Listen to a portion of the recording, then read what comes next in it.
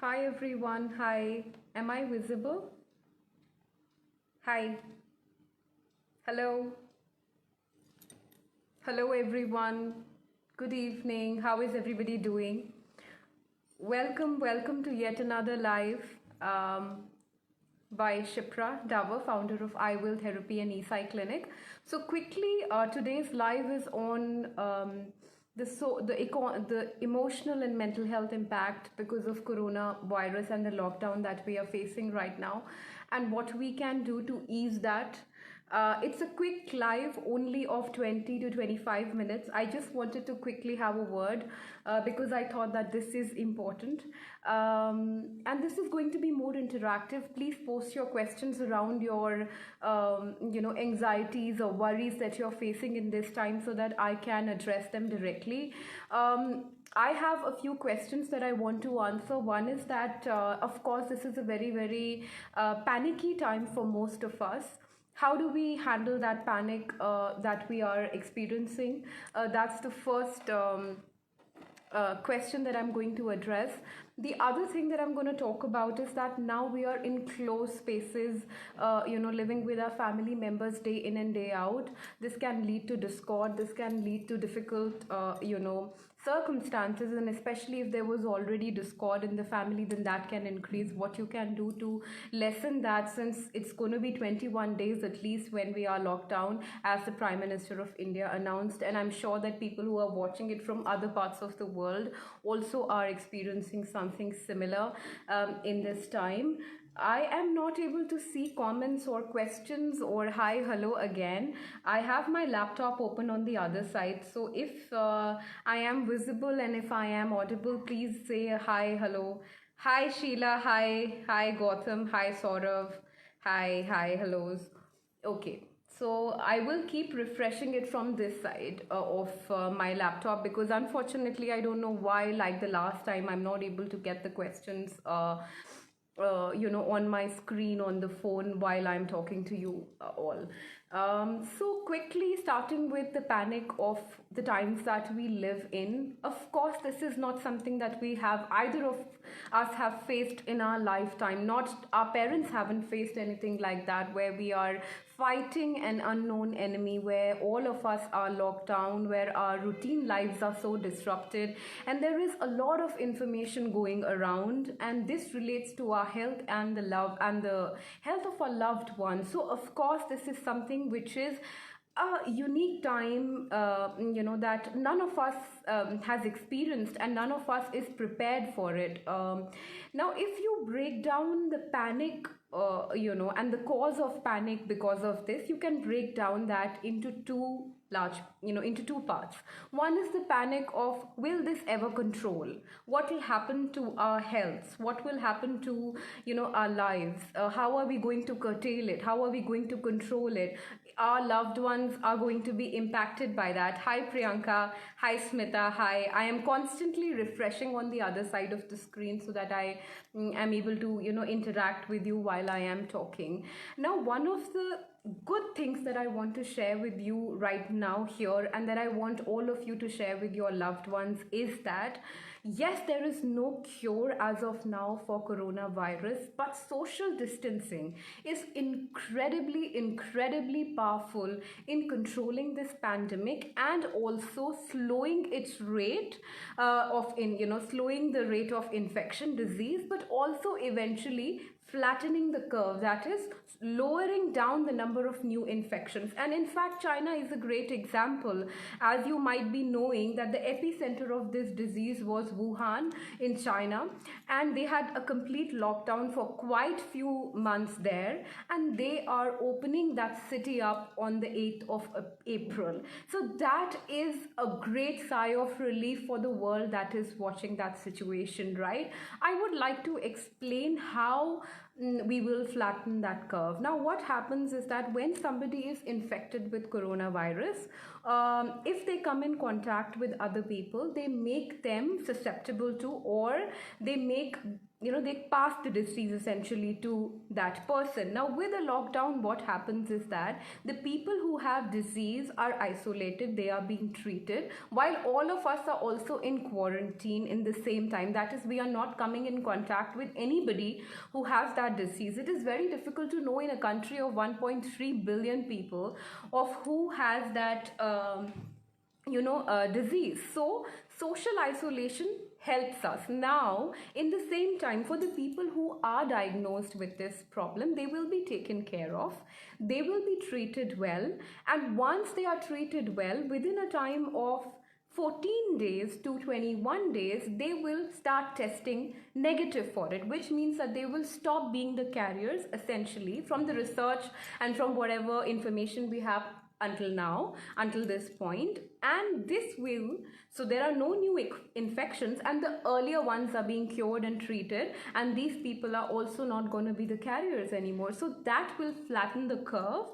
And so there is no need to panic about your long-term health, about whether this will be ever under control or not, for how long are we locked in, is there no way out. There's no need to panic at that level. As long as we are completely to the T following social isolation, we are not only safe, we are helping India become disease free, we are making the world become coronavirus disease free. So there is no need to panic. Once we've flattened the curve very successfully, once we've treated the patients who already have coronavirus, and once there are no new transmissions, and once we are able to do that for a consistent period of time, we are good to go, and we can just bounce back into our daily routine and the lives that we so wanted. So at this point in time, there is a question by Sheila. She says, I'm too scared for my 4-year-old kid. I can understand, we are all scared for our loved ones more than we are scared for ourselves. I know so many young mothers have been coming to IVL, so many pregnant mothers have come, so many kids are coming for their parents. This is definitely something that we haven't experienced up until now. But the good news is, Sheila, that if you practice social isolation, if you practice the hygiene tips, one of the things is that once we are in home, we can think and we can get like, oh, we are not going out, why do we need to take care of ourselves in terms of our hygiene that much? No, we don't know where we touch the knobs, touch the lifts, we are coming in contact all the time. So we need to be very mindful of taking ourselves through those precautions. And if we are doing that, there is no need for you to be scared, Sheila. Everything is going to be fine for you and your family. I can assure you, as long as we are following the advice of the government and the advice of our health bodies, we are going to defeat this disease for sure. Another thing that I wanted to share at this point was also that if somebody experiences any symptoms like fever, like cough, like shortness of breath, or body aches, or anything which is sinister, please do not treat it by yourself. Make sure that you are getting the adequate help for it. It may or may not be, surely it could be just a cold and flu, because this is also that season, but it is important that you take the requisite help. Please post other questions that you have at this point in time so that I can take them as well. The other panic that I know a lot of you are having is for how would life change after this, the economic impact of this, the financial impact of this, your daily supplies, your food. Everything looks like a big puzzle right now because we haven't experienced anything like that, to be honest. Yes, there is something that we are facing which is making us all uncertain. But once the disease is controlled, once the things are in control, our lives will slowly go back to the normal. Of course, there will be certain economic hit, certain business hit that we all will have to face in these times, because these are extraordinary times. But we need to brace ourselves, prepare ourselves for this challenge. And if we are working together, our governments are supporting us. There will be, like you already know, that the tax filing dates and other dates have has been moved by the government. So the government is aware of all the things that are going to happen to us. In the same time, we have to be aware of managing our budgets, rationing certain things, knowing that other people also are in need of these supplies, that we don't stock up too much food at our own homes, that we are not worried if we don't have a stock of food at our homes, because all of these macro level things will be taken care of. Okay, so let's understand that there is no need for us to be panicked. There is only need for us to be aware, because once we are aware, we are able to plan things better, and we will be able to navigate this phase together, right? So those are the two things that I wanted to address with a larger panic that exists around coronavirus. The other thing that I wanted to talk about quickly before I move into how you're going to do the best with your families, and if there is already a discord that you had with your partner, or you're living in a large family now, your kids are at home, your extended family is at home, your parents are at home, and you don't have space, and of course you've never been so much around so many people, and there can be issues arising of that. So before I take that, any more questions that you have, please post them at this time. But I will quickly like to talk about one thing that I wanted to say, and that is that people who are right now infected with coronavirus, or people who have traveled abroad, or people who may look like, they may be the careers, we need to maintain our empathy and our emotional intelligence in how we are dealing with people. I know that they have to be careful, and for sure they need to be careful. If somebody has to quarantine, they have to quarantine. There is no there is no denying that, but we cannot lose our empathy, whether it's online, whether it's offline, for these people who are suffering. They're one of us. Who knows, it could be us, right? It could be, we could have been easily in their place as well. So this is the time where we not only build empathy for our loved ones, for our immediate family members, but we also build empathy for the people who are suffering. I read somewhere that the Air India crew, who is doing such a remarkable job of getting the patients back from these countries, they faced a lot of bad behavior from their own society, where they lived in. That is harsh, that's inhuman. They are doing something to protect lives of our fellow Indians. So this is a time that we need to be very, very empathetic about the people around us. Doctors, they would be working late hours, they will be coming back to our societies. Nurses, they are just serving us like gods, and it's important that we maintain our emotional empathy for them, for the people who could be suffering. Also, we need to maintain our emotional empathy online of how we are dealing with people online as well, because there can be to and fro of hate, which is not good in the times when we are dealing with a pandemic, in which all of us are together, in which most people do not have control of what is happening around them. So it's important to maintain that empathy. I do not see any new comments. Is that again that I am not able to see them, or is that there are no questions? I am not sure, even though I'm constantly refreshing this. Quickly, I wanted to talk about your daily routines as well. They are definitely impacted. I know that you've never lived lockdown. I know that this is especially bad for somebody who is going through depression or anxiety, because the movement outside helps you break that cycle of thought. The movement outside, meeting people, actually gives you that hope sometimes which you don't have. So I know these are tough and trying times. If you are suffering from depression or anxiety, to be locked in further for 21 days and with your family, sometimes the depression could be because of your the lack of understanding from some of your family members, or those challenges will be there for you. Hi Nidhi, hi Priyanka. Those challenges will be there for you. What I can suggest here is that make sure that you have a routine, okay? Like you had a routine when you used to go out, venture out. Of course, you cannot have a routine where you are going to go to groceries, or going to go for walk, or going to go to meet friends, but in prepare as though you'll have a plan for the next day, because that is incredibly important for your mental health. If you are working, then of course you will already have a plan. But say if you're not working as well, if you are a student, if you are a teenager, if you are a homemaker, who used to love meeting friends and now suddenly you are homebound, have a plan. If you used to wake up and take bath at 8 a.m., these things sound simple, but do that anyways.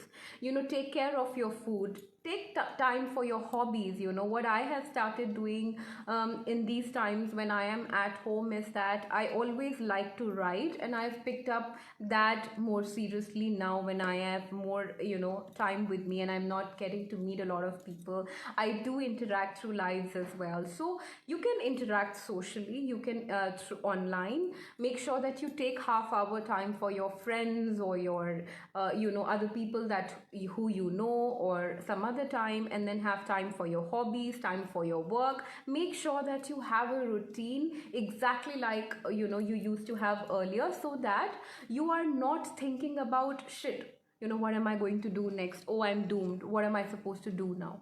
Yeah, so have a plan, have a routine that will help you incredibly in this time of lockdown that we all are in together for our good only. So it's not that something which is not it's not something which we should dread. It is something that we should embrace with all our hearts, because this is almost to save us and our lives and the lives of our loved ones that we are in this situation. So why not make whatever best we can of this situation?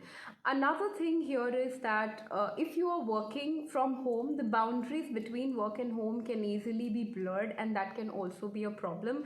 I know that especially some of the people who work in IT and some of the people who work in other jobs which can be very well handled online, they are having to work more rather than less in this time, and it can feel harsh, it can feel challenging. But the way you can have a boundary between your work and your daily life is that make sure that your place of work, earmark a nice place of work right now, put a pot there, put certain things, and make sure that every day you are coming for your work hours to sit there. That will help increase your productivity, give you a certain boundary within your homes that you so need right now, and also give you that concentration and that productivity that you need. Because if you're going to lounge on bed, or if you're going to constantly change the places where you work within your home, of course, I mean, we do that in co-working spaces as well, but home is a little different, then that can impact how productive you are, or the boundary between your work and home, which is right now very blurred. So create a superficial boundary right then. Okay, now quickly I'd like to talk about how do you handle your home situation when all of you are almost locked down in this together. Okay, now I know that a lot of couples who are discordant or who have a problem amongst each other, this can be a very tough time because arguments can happen, and especially in joint families. If you felt that you were ignored earlier and you had at least some space out of your home where you used to go with your friends, you can feel that ignorance day in and day out and consistently. Hi Rima, hi. Yeah, so let me complete this point. So you may be feeling that constant irritability, or maybe constantly you may feel attacked, or constantly you may feel vulnerable, and you would want to run out because earlier you used to go out for a walk when there was a certain argument, or where you felt that this place isn't as accepting of me, but now you don't have those options. In this case, what I'd strongly recommend is that if you get into an argument or a confrontation right now, it wouldn't be very helpful. So firstly, be assertive. If you find that your spouse is doing something which is hurting you, communicate, communicate, communicate. Because you are in a close-knit boundary, it is very easy for you to be hurting but not be communicating what exactly it is that is hurting you. So communicate, communicate, communicate. Let them know what problem you are facing, and if you are facing that they are ignoring you, or if they are making you feel a certain way, talk about it, and talk to them also about how right now you don't have other avenues to release your stress or to feel out of that feeling. And that's why communication is very important. So one is communicate with them. Second is assert for yourself politely if something doesn't look right to you, if you feel that your work is getting affected because now you are at home, and especially for women, and people want you to cook at the time when you are working or make tea at the time when you're working. All these things really happen in homes, and these things are look small, but they do impact somebody who is working. Then have a clear boundary. Tell them that you are at work, or tell them that this is something that you haven't chosen, and you're not working from home because this is a choice. It's almost forced, and you have to deliver what you have to deliver. And make sure that as your partner and you take out at least 30 to 40 good minutes each day to spend that time together, to communicate, to have fun. Of course, we cannot cuddle, we cannot hug. We are trying to maintain a certain social distance in between the family as well. But what we can do is we can emotionally share our feelings. We can tell that how precious the other person is to us. This is the time to rekindle the emotional romance that may have gone. I don't know, that may sound like really something too hopeful, but this is the time. Essentially, we are locked up in our homes with the people that who we really love. So it's up until it's up to us how we make use of that time. The other thing is that if there is a confrontation with other members of the family, say for instance, with the extended family, in that case I would say that this is not the time that you take, practice emotional distancing. And what I mean by that is that I will explain that in the upcoming live on the Sunday in more detail. But emotional distancing is something where, just like physical distancing, when we move away from somebody who's trying to impact us, emotional distancing is also a technique that is used to distance ourselves from somebody who's trying to attack us. And that can be done by distracting yourself, telling yourself that they are not important. What they are saying to you isn't important, because that doesn't define you. And also picking up a book or doing something to separate yourself off from that situation, because getting into an argument or a confrontation when you're locked down is not going to help, because you wouldn't be able to go out for a walk or venture for a grocery shopping or anything that you used to do earlier. So a confrontation or an argument can make it only tougher for you, right? I will take a few questions right now. So one is by Rima. Hi Rima. Nowadays, I feel irritated and angry on my husband without any reason on small matters. I used to throw the things, whatever comes in my hand. What should I do?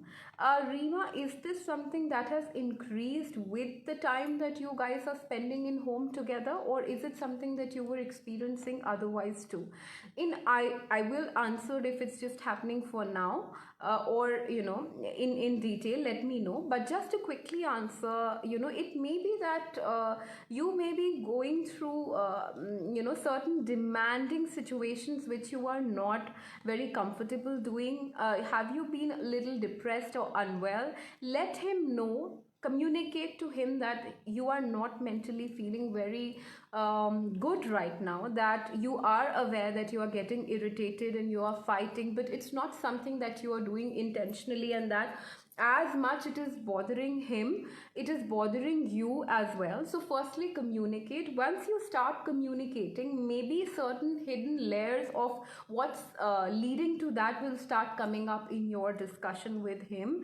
And also try and practice some time for yourself, Rima. Sometimes it's also that when we are too much with one person, or when we are getting irritated and we keep going on in that argument with them, we don't get the mental space to gear back up, because our anger is pumping within us. So when when the situation arises, just drink a glass of water. Know that these are times where you will not have physical isolation. Go to a separate room. Tell him that you are not feeling very happy right now, or that you're irritated, and that you will come back later, once you feel good, try some relaxation. And also, if there are certain things, Rima, which are contributing to these, I mean, if there is some ignorance that you feel is happening from his side, or if there is anything else that is bothering you, it's best to talk about it rather than being irritable about other things that are not in your control.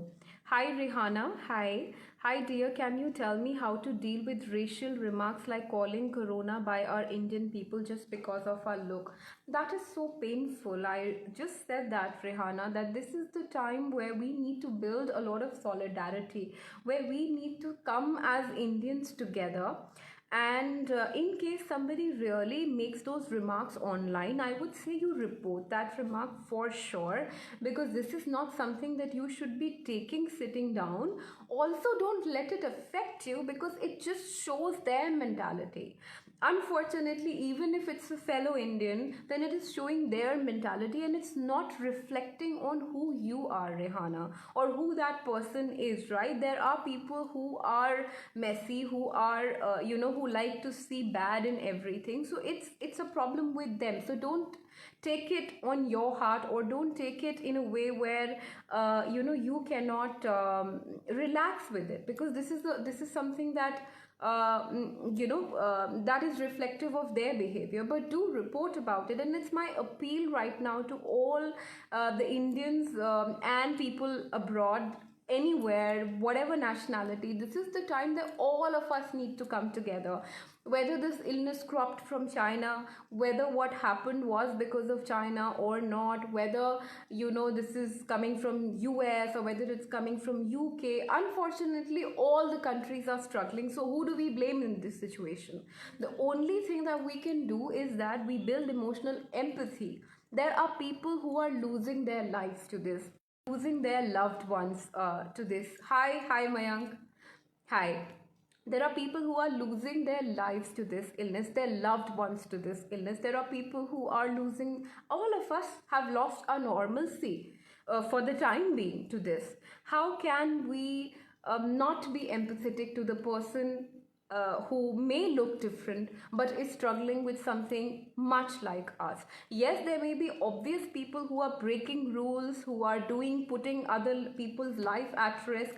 Do take hard steps to report them, or let the authorities know if you see something like that. But let's maintain empathy and let's maintain calmness, let's maintain happiness in the time where we are all as a world suffering from a common enemy, suffering because of a common enemy, and we will be victorious over a common enemy as well. If there are, hi Rima, yeah, okay, thanks, yeah, sure. If there are any more questions, please post them. This was a short live. Before I end this live, I wanted to say once again that we will be winners in this. Of course, the coming 21 days and the economic impact and the business impact that we will face may put us into a certain tough time. But like our Prime Minister said, this is for our life. This is, to protect lives of our loved ones, of our elderlies, of our young people, of our children. And that is why it is so important that all of us remain together in this.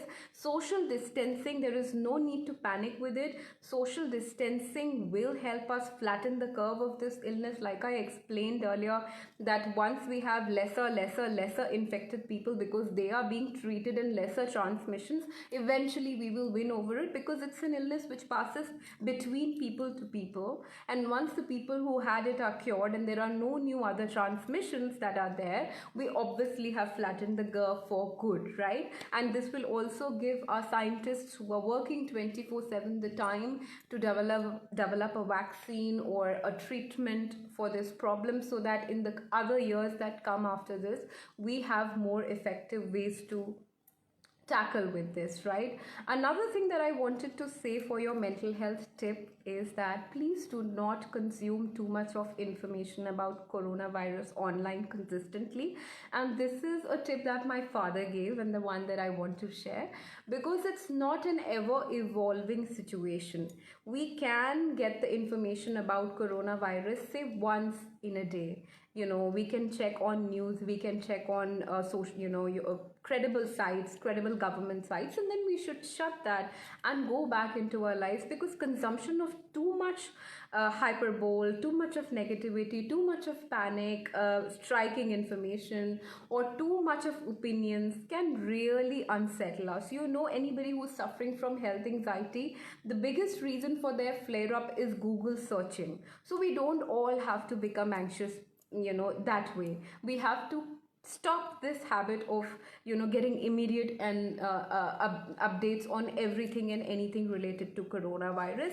Another thing is that yes, this is a time to binge watch Netflix and other things, but don't overdo it, because if you're going to watch them consistently and for a long time, when you get up, you will feel that you haven't achieved much, you will feel unproductive, you will feel that the time just passed, you will feel guilty, and that will not be a very helpful thing for you. So make sure that you put certain time for binge watching and put other time for your productive and creative activities, so that you can feel happy that at the end of the day, each day you are achieving something. And also, because all of us are restricted together in one home, all of us will be likely more charged or may get irritated. Your husband may say something that he didn't mean because he's not used to this life.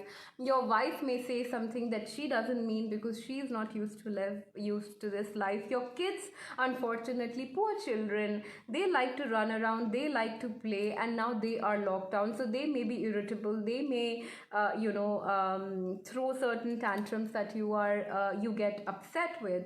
But keep the awareness and the mindfulness that this is new to everyone. So everybody who's possibly displaying the behavior is also in this situation for the first time. So that will give you that insight that will help you forgive them in that moment, and forgive yourself if you get irritable and angry. Make sure that you communicate, make sure that you tune into I will be doing a toxic home, what are toxic homes and emotional distancing, live on Sunday, which is 9 p.m., which is the regular time of me doing a live. This was quickly just to calm everyone's nerves down around all the information and all the anxiety that's coming with coronavirus and the lockdown. This is for our good. We will be able to win over this problem, and if we are able to maintain a certain routine in our lives, and we are able to understand that the other person's routine is as disrupted and their behavior could be a reflection of that,